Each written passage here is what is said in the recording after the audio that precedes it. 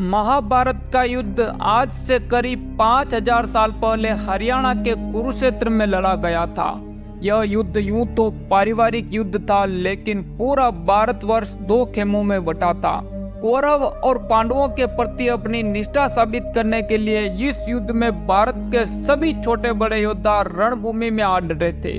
एक तरफ कौरवों की विशाल सेना थी तो दूसरी ओर भगवान श्री कृष्ण की छत्र छाया में पांडवों की विशाल सेना थी, जो कौरवों की सेना के मुकाबले काफी कम थी। इसके बावजूद पांडव सेना कौरव सेना पर भारी पड़ रही थी। ऐसे में कौरवों ने एक चाल चली।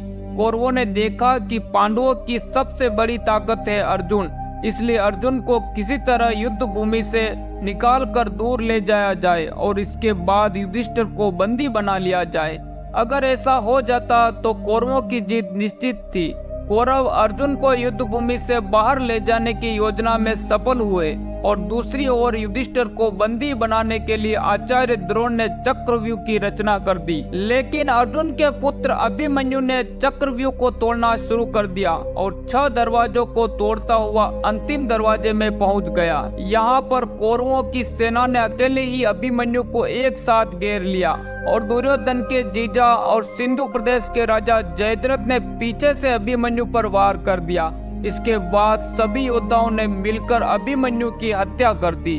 जब यह खबर अर्जुन को मिली तो उसने यह प्रतिज्ञा ली कि अगर अगले दिन के युद्ध में शाम ढलने तक जयद्रथ वध नहीं कर पाया तो आत्मदाह कर लूंगा। अर्जुन की प्रतिज्ञा की खबर पाते ही जयद्रथ डर से कांपने लगा और अगले दिन युद्ध क्षेत्र में आने से भी मना कर दिया। लेकिन दुर्योधन और दूसरे कौरव योद्धाओं के द्वारा यह समझाने पर कि आज पूरी सेना तुम्हारी रक्षा में खड़ी रहेगी और अर्जुन को तुम तक आने नहीं देगी, तब जयद्रथ युद्ध के लिए तैयार हुआ।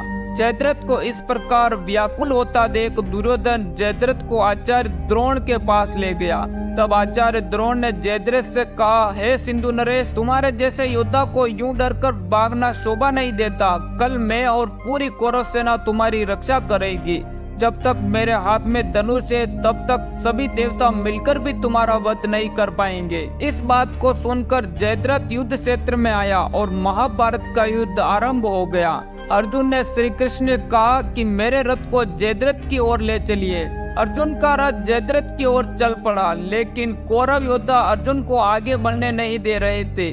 सूर्य अपनी गति से चला जा रहा था और अर्जुन की चिंता बढ़ जा रही थी। श्री कृष्ण समझ गए कि इन स्थितियों में जयद्रथ का वध असंभव है। इसके बाद भगवान श्री कृष्ण ने अपनी माया से सूर्य को ढक दिया। सभी लोग यह समझने लगे कि शाम हो गई और कौरव सेना झूमने लगी कि अब अर्जुन आत्मदाह कर लेगा और महाभारत युद्ध में अब जीत निश्चित है। अर्जुन ने अपना गांडीव धनुष रख दिया और आत्मदाह करने बढ़ चले। लेकिन श्री कृष्ण ने अर्जुन से कहा कि योद्धा को निराश होने की बजाय हमेशा अपना हथियार थामे रहना चाहिए। दूसरी ओर उत्साही जयद्रथ अर्जुन की ओर बढ़ा और आत्मदाह करने के लिए कहने लगा। तभी श्री कृष्ण ने अपनी माया समेट ली और आसमान में सूर्य चमकने लगा।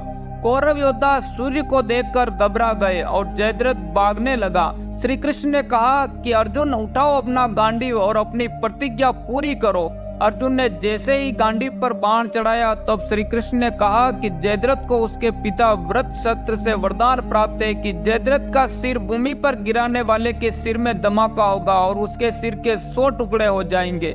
इसलिए अपना बाण इस तरह चलाओ कि यहाँ से 100 योजन दूर तपस्या कर रहे इसके पिता की गोद में जयद्रथ का सिर जाकर गिरे। तब अर्जुन ने एक ऐसा दिव्य बाण चलाया और जयद्रथ का सिर दर्द से कटकर 100 योजन दूर बैठे उसके पिता की गोद में जा गिरा। जयद्रथ के पिता ने जब अपने पुत्र का सिर गोद में देखा तो घबरा कर उठ गए। पिता की गोद से भूमि पर सिर के गिरते ही दोनों के सिर में विस्फोट हुआ और जयद्रथ परलोक चला गया और अर्जुन की प्रतिज्ञा पूरी हुई।